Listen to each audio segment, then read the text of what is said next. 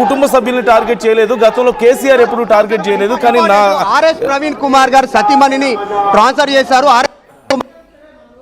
చేస్తా ఉన్నారు. ఆమె అగ్రికల్చర్ డిపార్ట్మెంట్ లో ఇప్పుడే ఆమెను ట్రాన్స్ఫర్ చేసి ఆర్డర్ తీసుకుంది గవర్నమెంట్. మొన్న ఆర్ఎస్ ప్రవీణ్ కుమార్ గారి ధాటికి తట్టుకోలేక, ఆయన దాడికి తట్టుకోలేక, ఆయన లేవనెత్తుతున్న ప్రశ్నలకి సమాధానం చెప్పలేక ఆయనకి ఉన్న సెక్యూరిటీ కవర్ తీసేసినారు. బుల్లెట్ ప్రూఫ్ కారు ఉంటే బుల్లెట్ ప్రూఫ్ కారు కూడా ఆయనకి సెక్యూరిటీ అవసరం అని తెలిసి కూడా, థ్రెట్ ఉందని తెలిసి కూడా ఆయనకి సెక్యూరిటీ తీసేసినారు. ఇవాళ ఆ వేధింపుల పరంపరలో భాగంగానే శ్రీమతి లక్ష్మి గారికి కూడా ఇప్పుడే ట్రాన్స్ఫర్ అయినట్టు మాకు కూడా ఇప్పుడే తెలిసింది. ప్రభుత్వం యొక్క శాతగానితనానికి, పిరికితనానికి, ప్రభుత్వం యొక్క అసమర్థతకు ఇది ఒక నిదర్శనంగా చూడాలి తప్ప ఇంకోటి కానే కాదు. ఎందుకంటే వాస్తవం ఏంటి అంటే, ఒక నిజాయితీ పరులైన అధికారి శ్రీమతి లక్ష్మి గారు, అట్లాగే ఒక నిజాయితీ పరుడైన నాయకుడు ఆర్ఎస్ ప్రవీణ్ కుమార్ గారు. చేతనైతే వారు లేవనెత్తిన అంశాలలో సమాధానం చెప్పే ప్రయత్నం చేయండి, స్పష్టత ఇచ్చే ప్రయత్నం చేయండి. నిజంగానే మీరు నీతిమంతులైతే ముందుకొచ్చి పారదర్శకంగా పరిపాలన చేయండి. అంతేగాని ఈ రకంగా కక్ష సాధింపు వల్ల ఏమో సాధిస్తామనుకుంటే రేవంత్ రెడ్డి గారి అజ్ఞానం, మూర్ఖత్వం మాత్రమే అవుతుంది. ప్రభుత్వం వెంటనే తన తప్పును వెంటనే సవరించుకోవాలి. లక్ష్మీ గారు నాడు మార్కెట్లో డైరెక్టర్గా పనిచేసిన ఆఫీసర్, అప్పుడు బహుజన్ సమాజ్ పార్టీలో మరి ఆర్ఎస్ ప్రవీణ్ గారు ఆ రోజు అధ్యక్షుడిగా, రాష్ట్ర అధ్యక్షుడిగా ఉన్న లక్ష్మి గారిని ఎన్నడూ కూడా మేము పొరపాటును కూడా వారికి ఇట్లాంటి చిన్న చిన్న ఇరిటేషన్లు పెట్టి ఇబ్బంది పెట్టే ప్రయత్నం మేము ఎన్నడూ చేయలేదు. ఎందుకంటే ప్రజాస్వామ్యంలో ఎవరి హక్కు వాళ్ళది, ఎవరి బాధ్యత వాళ్ళది. అయినా భర్త ఒక పని చేసినంత మాత్రాన భార్యని ఇబ్బంది పెట్టడం అంటే ఇంతకు మించిన దిగజారుడు రాజకీయం ఇంకోటి ఉండదు. ప్రభుత్వం వెంటనే తన తప్పును సవరించుకోవాలని కోరుతుంది. పర్సనల్ టార్గెట్ జరుగుతూ ఉందా? సెక్యూరిటీ మొన్నటి వరకు పర్సనల్ అసాసినేషన్, గుండు కింద మెదడు లేదు స్టేట్మెంట్. ఆర్ఎస్ ప్రవీణ్ కుమార్ గారి విజ్ఞానం ముందు, ఆయనకున్న చదువు ముందు, ఆయనకున్న పరిజ్ఞానం ముందు రేవంత్ రెడ్డి అనేవాడు ఏ మూలకు కూడా సరిపోడు. నక్కకు నాగలోకి అనుకున్నంత తేడా ఉంది ఆర్ఎస్ ప్రవీణ్ కుమార్ గారికి, రేవంత్ రెడ్డి గారికి. కాకపోతే అదృష్టం, ఆయనకు జాక్ పాట్ కొట్టిండు, వేల కోట్ల రూపాయలు ఉన్నాయి, ఢిల్లీ మొక్కాన డబ్బులు కొట్టి పేమెంట్ కోటాలో ముఖ్యమంత్రి పదవి తెచ్చుకున్నాడు, పీసీసీ పదవి కూడా కొనుక్కున్నాడు. ఇది అందరికీ తెలుసు. ఇవాళ అట్లాంటి ఆర్ఎస్ ప్రవీణ్ కుమార్ గారు ఒక పేద నేపథ్యం నుండి వచ్చి స్వతహాగా కష్టపడి ఒక ఐపీఎస్ అధికారిగా ఎదిగి ఈ రాష్ట్రంలో director general of police rank ఎదిగిండు. రేవంత్ రెడ్డి చేసిన గొప్ప పని ఏముందండి నాకు తెలియక అడుగుతా. చదువుకోలేదు, చదువు లేదు, సంధ్య లేదు, బుద్ధి లేదు, జ్ఞానం లేదు. వాళ్ళ జాక్పాట్లో డబ్బులు పెట్టి పదవి కొనుక్కున్నాడు. అయినంత మాత్రాన అట్లాంటి ఒక ఉన్నత విద్యావంతుని పట్టుకొని నోటికొచ్చినట్టు మాట్లాడితే ఇవన్నీ ప్రజలందరూ గమనిస్తూ ఉన్నారు. ఏ రకమైన వేధింపులు అయితే ఇవాళ రేవంత్ రెడ్డి గారు చేస్తున్నారో ప్రజలందరూ గమనిస్తున్నారు. దానికి తప్పకుండా తగిన విధంగా తెలంగాణ సమాజమే బుద్ధి చెప్తుందని నేను అనుకుంటున్నాను. ఇది వర్కింగ్ ప్రెసిడెంట్ మంత్రి బీఆర్ఎస్ పార్టీకి సంబంధించి కేటీఆర్ చెప్తా ఉన్నారు, ఎట్టి పరిస్థితుల్లో భయపడేది లేదు. క్వశ్చన్ చేసినందుకు ఫ్యామిలీ మెంబర్స్ని అటాక్ చేస్తూ ఉన్నారు. గతంలో బీఆర్ఎస్ కూడా ఉంది, బీఆర్ఎస్ హయాంలో కూడా ఆయన బహుజన సమాజ్వాదీ పార్టీలో ఉన్నప్పుడు కూడా, బీఎస్పీ పార్టీలో ఉన్నప్పుడు కూడా మేము వాళ్ళ మిసెస్ని ఇట్లాంటి ఇబ్బందులకు గురి చేయలేదు. ఎవరి ఎంప్లాయీస్ని, ఏ ఎంప్లాయీని కూడా ఇబ్బంది గురి చేసే ప్రయత్నం చేయలేదు. కానీ ఈరోజు పర్సనల్ టార్గెట్ చేసే ప్రయత్నం చేస్తున్నారు అనేటువంటి వర్కింగ్ ప్రెసిడెంట్ మాజీ మంత్రి కేటీఆర్ చెప్తా ఉన్నారు. సో ఆర్ఎస్ ప్రవీణ్ కుమార్ కూడా కొద్దిసేపటి క్రితం మాట్లాడుతున్న సందర్భంలోనే భయపడేది లేదు, ఎంత టార్గెట్ చేసినా కూడా ఇంకా క్వశ్చన్ రైజ్ చేస్తూనే ఉంటాము, ఇంకా గట్టిగా ప్రభుత్వాన్ని అడుగుతూనే ఉంటాం అనేటువంటి స్టేట్మెంట్ ఆర్ఎస్ చేస్తున్నారు.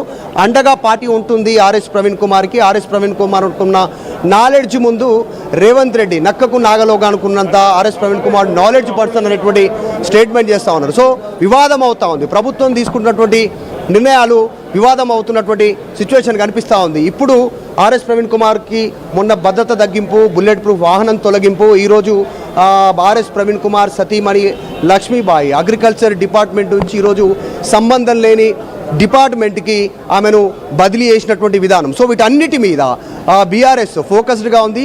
అన్నిటికంటే ముఖ్యంగా క్షేత్రస్థాయిలో జనాలు గమనిస్తూ ఉన్నారు. ఇంకా దిగజారుతుంది రాష్ట్ర ప్రభుత్వం, దీనికంటే పోవద్దు అని రిక్వెస్ట్ చేస్తున్నాం అనేటువంటిది ఆర్ఎస్పీ చెప్తున్నారు. కేటీఆర్ రిక్వెస్ట్ చేసేటువంటి సిచ్యువేషన్ చెప్తా ఉన్నారు. సో ఉదయం నుంచి హడావుడి, అంటే గురుకుల సంబంధించినటువంటి గతంలో బాధ్యతలు తీసుకున్న ఆర్ఎస్ ప్రవీణ్ కుమార్ అక్కడ జరిగినటువంటి అవినీతిని క్వశ్చన్ చేశారు. గురుకులాలలో 2000 కోట్ల అవినీతి జరిగింది టెండర్లలో అనేటువంటిది ఆర్ఎస్ ప్రవీణ్ కుమార్ గతంలో స్టేట్మెంట్ చేశారు. సో ప్రస్తుతం ఈ అంశానికి సంబంధించి బీఆర్ఎస్ కూడా లోతుగా చూస్తుంది అనేటువంటి స్టేట్మెంట్ చేస్తూనే అండగా ఆర్ఎస్ ప్రవీణ్ కుమార్ పార్టీ అండగా ఉంటుందనేటువంటి స్టేట్మెంట్ చేస్తూ ఉన్నారు.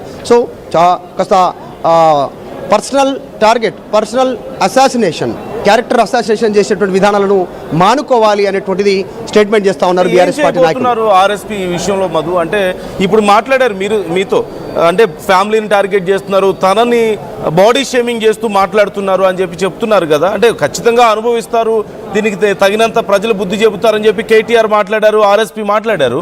అండ్ బీఆర్ఎస్ నుంచి కానీ ఇప్పుడు ఆర్ఎస్పీ నుంచి మేజర్గా తననే టార్గెట్ చేస్తున్నారు అని చెప్తున్నారు. కాబట్టి ఆయన ఎలా రియాక్ట్ అవ్వబోతున్నారు? అంటే ఏదైనా ఈ విషయంలో ఫర్దర్గా ఏదైనా యాక్షన్ ఉండబోతుందా?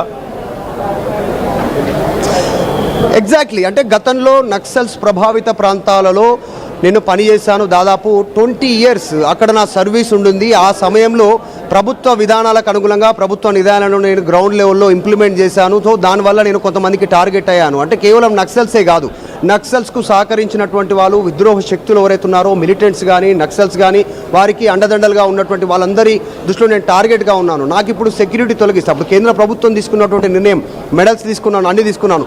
సో ఇప్పుడు సడన్గా విత్డ్రా చేస్తే ఏదో ఒక అటాక్ రూపంలో ఆర్ఎస్ ప్రవీణ్ కుమార్ అటాక్లో చనిపోయారు అనేటువంటి ఒక దానికి ముద్రేసే ప్రయత్నం చేస్తున్నారు. ఇది ఒక రకంగా చెప్పాలంటే నన్ను హత్య చేసే కుట్ర చేస్తా ఉన్నారు ముఖ్యమంత్రి రేవంత్ రెడ్డి అంటూ ఒక sensation comment RS Praveen Kumar RTV తోటే మొదట చేశారు. సో ఈ అంశానికి సంబంధించి నెక్స్ట్ ఫర్దర్గా ప్రభుత్వం నుంచి ఆర్ఎస్ ప్రవీణ్ కుమార్కి సెక్యూరిటీ తగ్గించిన విషయంలో ఏదైనా సమాధానం ఉందా?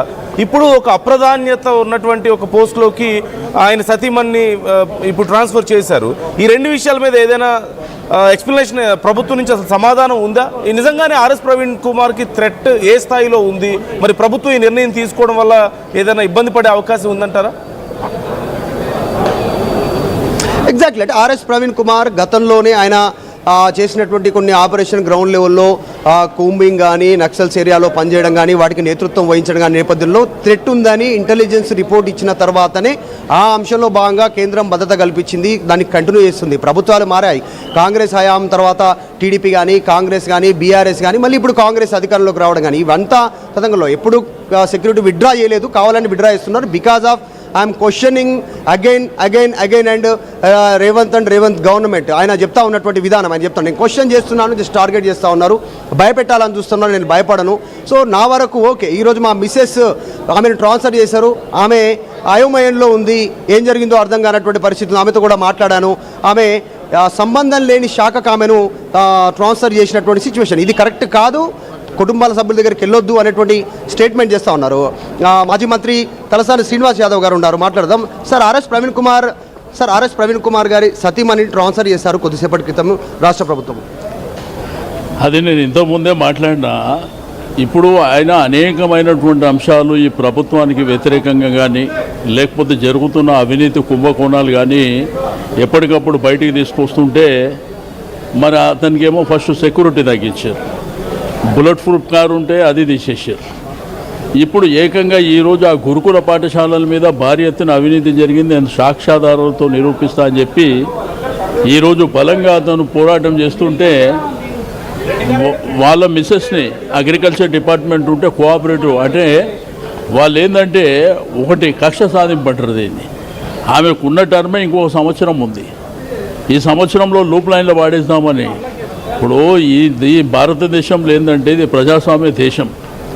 అధికార పార్టీకి ప్రభుత్వానికి ఎంత హక్కు ఉంటుందో ప్రతిపక్షాలకు అంతే హక్కు ఉంటుంది. ఇప్పుడు అనేకమైనటువంటి అంశాలు ఒకవేళ మీ నీతి నిజాయితీ ఉంటే నిరూపించుకోవాలి. కానీ ఇట్లా మా దగ్గర అధికారం ఉంది కాబట్టి మా ఇష్టం ఉన్నట్టు చేసుకుంటే పోతే మీ కర్మ మీరు అనుభవిస్తారు. భయపెట్టే ప్రయత్నం అనుకోవచ్చు. అయితే క్వశ్చన్ చేయొద్దు మీరు. ఏ భయపడితే ఎవడు భయపడతాడండి? ఇది ప్రజాస్వామ్య దేశం ఇది. కాబట్టి దీనికి అనేకమైనటువంటి వ్యవస్థలు ఉంటాయి.